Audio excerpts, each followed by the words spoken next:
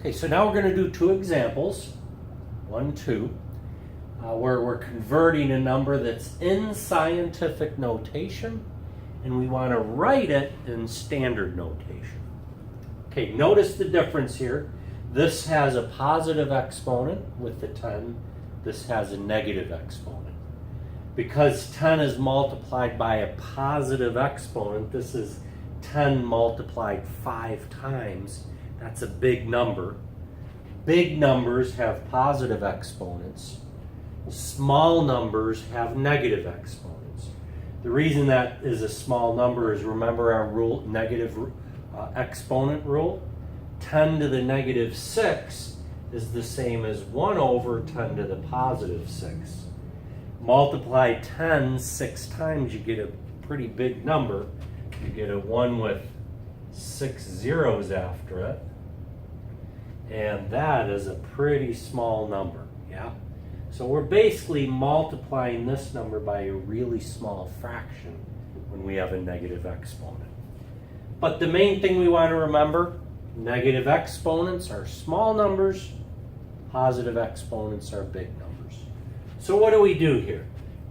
We take 3.7, and because this is a big number is going to add zeros to it.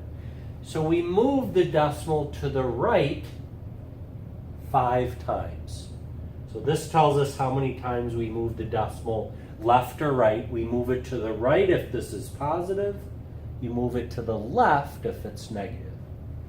This is positive 5, so we move it to the right 5 times. 5 decimal places.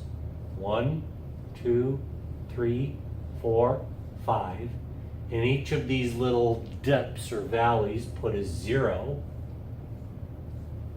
And this is equal to 3, 7, 1, 2, 3, with 4 zeros after it.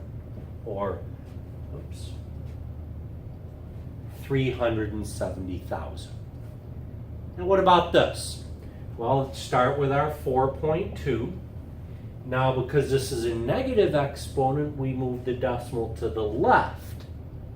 And in this case, to the left 6 places. 1, 2, 3, 4, 5, 6. That's where a decimal goes. Now put zeros in each of these little valleys, these dips.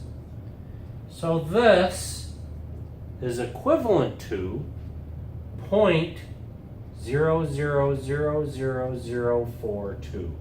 0, 0, 1, 2, 3, 4, 5 with the 4 and a 2.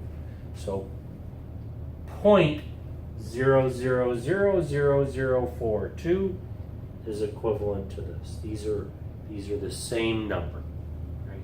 So the next video, we're going to do the opposite. We're going to start with numbers in standard notation and write them in scientific notation.